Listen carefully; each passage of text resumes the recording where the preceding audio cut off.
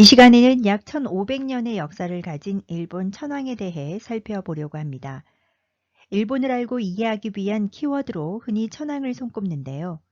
그 이유는 일본 천황은 정치는 물론이고 종교와 문화와도 밀접한 관련이 있기 때문일 것입니다. 1500년의 역사를 가진 만큼 천황과 관련된 다양한 역사 스토리가 있습니다.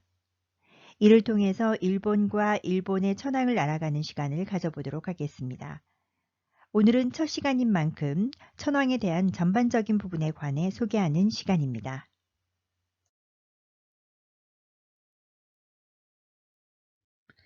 먼저 천황사를 본격적으로 살펴보기 전에 천황이라는 명칭 사용에 대해 잠깐 언급하겠습니다.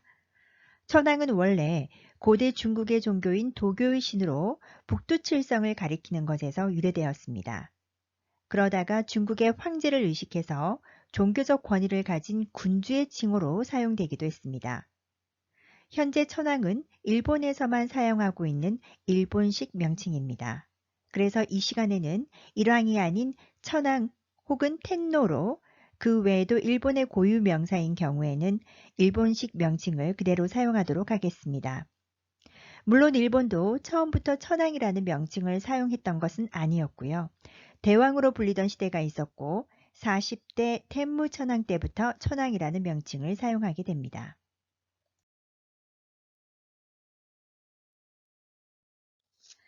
일본 최고의 역사서로 알려진 고사기나 일본 서기 이 둘을 합쳐서 기기라고 하는데요. 여기에는 일본의 천황은 신의 자손이라고 기록되어 있습니다. 중국이나 영국의 경우는 힘만 있으면 군주가 될 수 있는 반면에 일본은 신의 자손 DNA가 있어야만 될 수 있었다는 기록이 역사서에 나와 있다는 것입니다. 태양의 신이자 최고의 신으로 인정받는 아마테라스 오미카미라는 여신이 자손인 니니기노 미코토를 큐슈로 내려보내게 되는데요. 이것을 천손강림이라고 하죠. 이 니니기노 미코토의 증손자가 다음 시간에 다루게 되는 초대천황 진무천황입니다.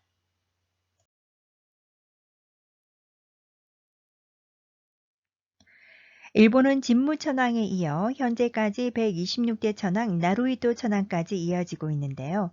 역사적으로 보면 천황이 권력과 권위를 다 가진 시대가 있기도 했지만 무사 정권에 밀려서 권위만으로 천황제가 유지되던 시대도 있었습니다. 그러나 패전 이후 일본의 천황은 일본 헌법에도 나와 있듯이 일본 국가, 일본 국민의 상징인 상징 천황제로 유지되고 있습니다.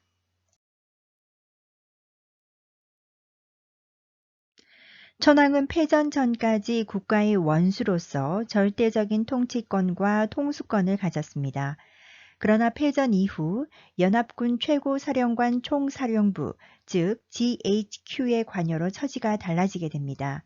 여기에는 천황에게 전쟁 책임을 묻지 않는다는 조건이 걸려 있었고 GHQ가 주도해서 만든 일본 제국 헌법 제1조에는 천황은 일본국의 상징이며 일본 국민 통합의 상징으로 그 지위는 주권이 가진 일본 국민의 총의에 기초한다고 규정한 것입니다.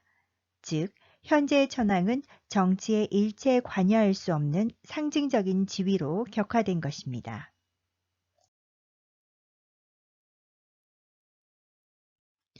그럼에도 불구하고 일본에서 천황제는 여전히 유지되고 있습니다. 지난 5월에는 126대 천황으로 나루히토가 즉위했습니다.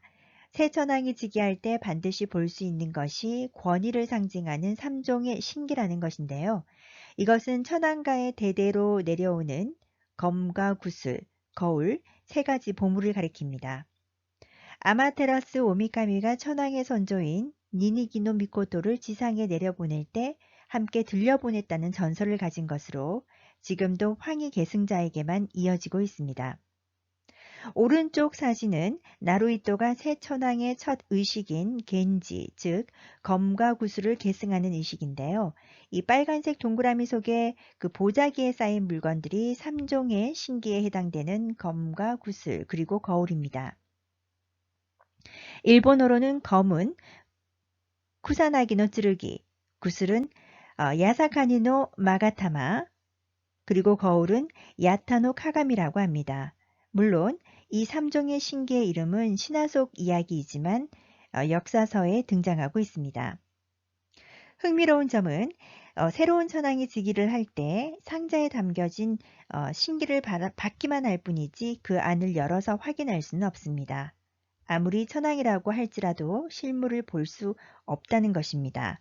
또한 이 계승의식에는 황위 계승 자격을 가진 남자 황족만 참석하고 있다는 점도 하나의 특징입니다. 이 3종의 신기는 실물이 공개된 적도 없는데요. 신성한 물건이라는 것을 강조하기 위함일 수도 있고 실제로 존재하지 않는다고 주장하는 학자도 있습니다.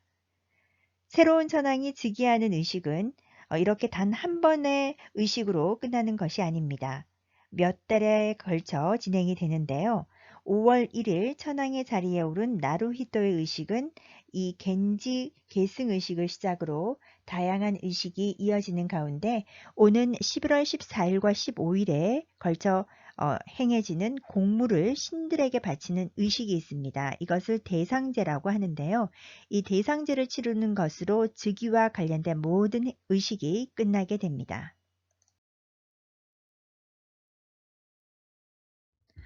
현재 진짜 거울은 2세 신궁의 내궁에, 검은 나고야의 아트다 신궁에 모셔져 있어서 황거 안에서 보관하는 거울과 검은 그를 대신하는 분신입니다.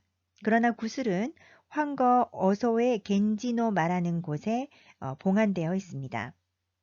이 3종의 신기에 관해서는 앞으로 만나게 되는 천왕 이야기에서도 종종 등장하기 때문에 그때그때 자세히 다루도록 하겠습니다.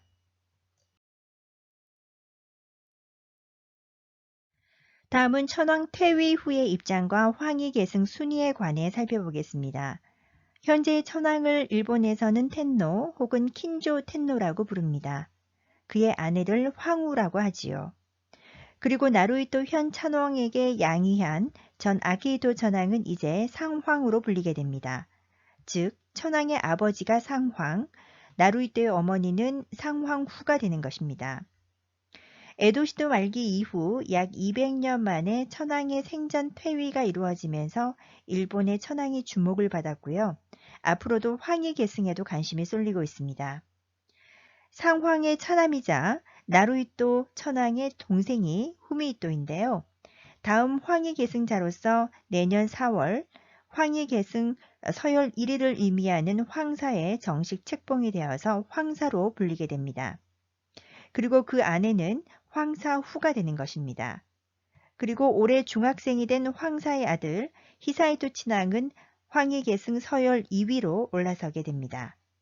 현재 여성 황족은 황위를 계승할 수 없기 때문에 이 이후의 서열은 어떻게 될지 두고 봐야 할 것 같습니다.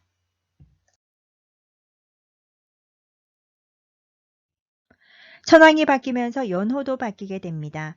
연호는 해의 순서를 나타내기 위해 붙여진 이름인데요. 중국이나 우리나라의 경우도 과거 역사에서는 연호를 사용하는 일이 있었습니다만 현재는 일본만 세계에서 유일하게 이 연호를 사용하고 있습니다. 일본은 새 천황이 즉위한 지난 2019년 5월 1일로 새 연호가 사용되기 시작했습니다. 이전에 헤이세이에서 레이와로 바뀌게 된 것입니다. 그래서 올해를 레이와 원년이라고 부릅니다.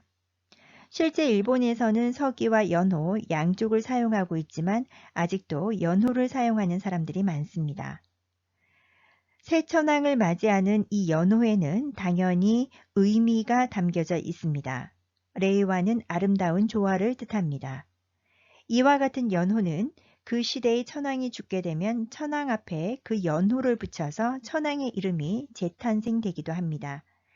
예를 들면 쇼와 시대에 히로히토 천황이 죽은 후에는 쇼와 천황이 되는 것이죠. 즉 히로히토 천황과 쇼와 천황은 동일 인물이지만 천황의 이름은 생전과 사후로 나누어 부르게 된다는 것입니다. 물론 에도시대 이전에는 천황이 바뀌지 않아도 평균 4, 5년에 한 번씩 개원하기도 했습니다. 이는 흉년이나 자연재해가 심하다거나 불미스러운 일이 발생했을 때 분위기 쇄신 차원이었다라고 볼 수 있습니다.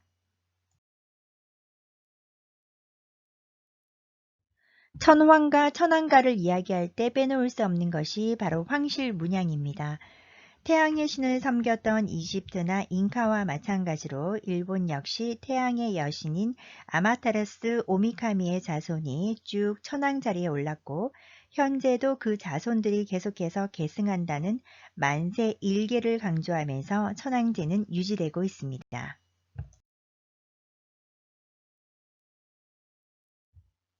일본에서는 태양을 상징하는 꽃이 바로 국화인데요.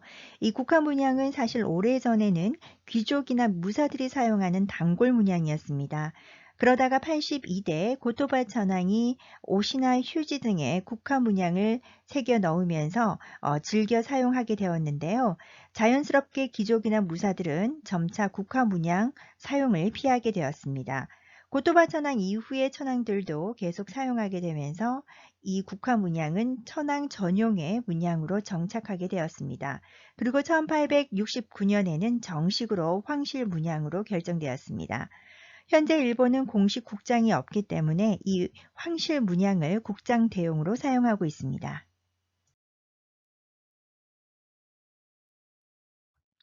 황실 문양이라고 해서 현재 황실에서만 사용하는 것은 아닙니다. 일본 여권에도 황실 문양이 사용되고 있는데요. 엄밀히 말하면 국화 문양의 여권과 황실 문양은 디자인에서 차이는 있습니다. 황실의 문양은 16개의 꽃잎을 정면에서 바라본 것이라고 해서 꽃잎들이 겹쳐져 보입니다. 그에 비해서 여권의 국화 문양은 꽃잎이 겹쳐지지 않게 뒷면에서 바라본 것과 같이 더 간단하게 그려져 있습니다. 이어지는 세 번째 그림은 참고로 일본 정부를 나타내는 문양입니다. 뿐만 아니라 황실 문양은 그림처럼 천황 제위 30년 기념 주화 등에 사용되기도 합니다. 이상으로 일본의 천황은 역사의 신화 속 등장은 물론이고 역사 속에서 정치, 문화적 의미가 부여되는 존재임을 간단히 살펴보았습니다. 감사합니다.